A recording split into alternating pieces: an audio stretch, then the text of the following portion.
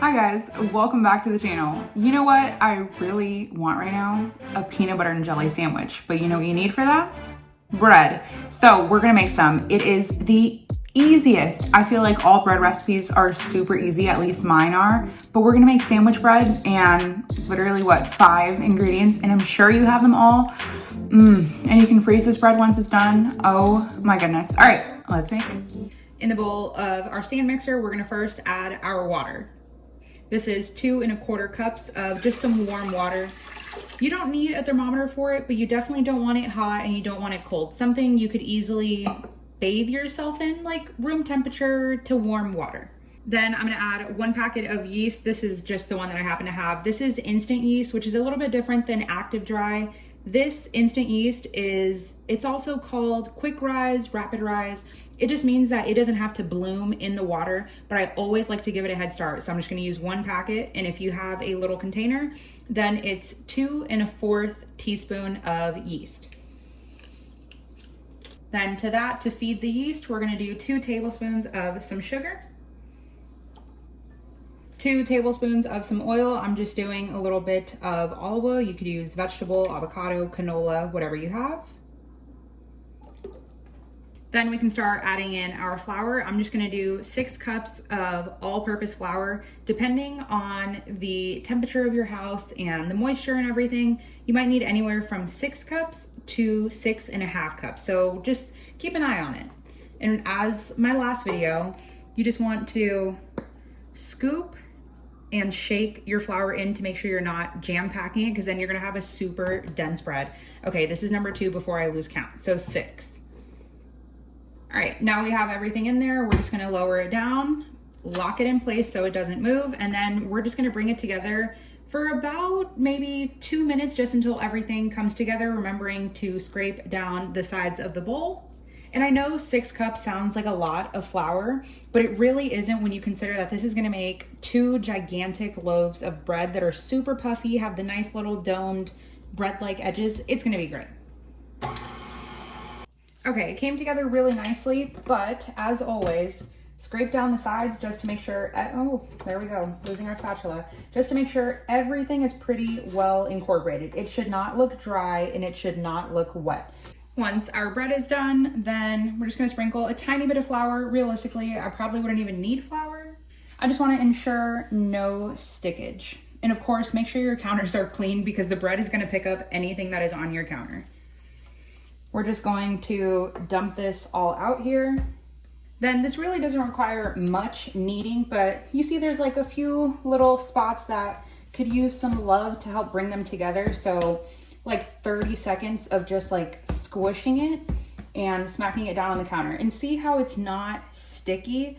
Like touching it, well, besides these few little pieces on my hand, there's essentially nothing. Now, it's gonna make 2 loaves, so we're just gonna bring it together in relatively somewhat of like a log formation, and then we can cut it in half. That looks like about half. Then we'll just set one of them to the side. And then for this, we just want to get them in roughly like a rectangle-ish shape, so then we can roll them into our loaves.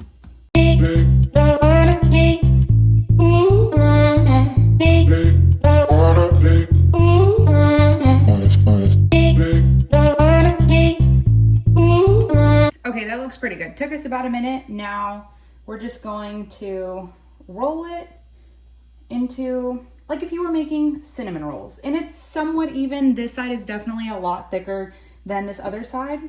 So we're just gonna squish and squish, and I think that looks pretty good. So now for the pan, I have an 8x4, but let me tell you, not all pans are created equal. This is an 8x4, but usually they don't mean wide. They mean like the depth of it. So my breads, I have another pan that looks a little bit different. So they're gonna come out somewhat differently, but you're still gonna get the same taste and texture and everything. It's just gonna look a little bit different, but honestly, who cares? Now, this is nonstick, but I never listen to that, and I'm just gonna give it a little spray with some Pam. You could do any type of oil. You can do butter too, but why use the good stuff? So just the bottom, then the sides, That looks pretty good. It hardly ever sticks, to be completely honest, but just to ensure, especially if this is your first time making it, you want to make sure it comes out well. I hate that sometimes the flour gets like encased in the water and then you end up with like these ugly little spots, but you won't notice it when you bake it. Now, this is the seam, so we're gonna lay it seam side down. And you want to try roughly whenever you're making your bread to make it the same size as your pan. So I wasn't even aiming for 8 inches, but I was just gonna tuck it in if it goes a little over. I think this is perfect. Now we're gonna do the same thing to this other one.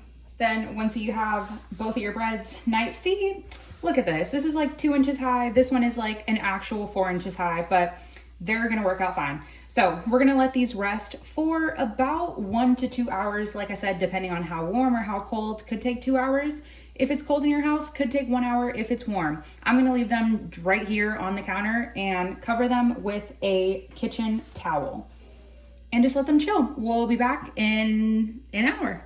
An hour after them rising, they've almost more than doubled in size, especially this one is like pretty high, but they're looking good. I have my oven preheated at 375 degrees